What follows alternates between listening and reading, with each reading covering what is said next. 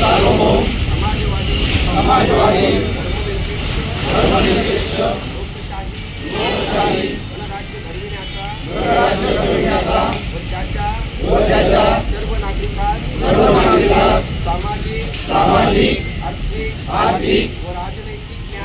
राजनैतिक न्याय विचार अभिव्यक्ती विश्वास श्रद्धा व उपासना यांचे स्वातंत्र्य दर्जाची व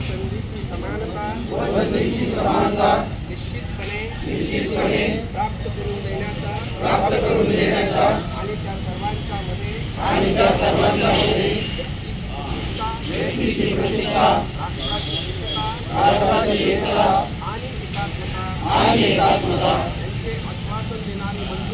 यांचे आश्वासन देणारी बंधुता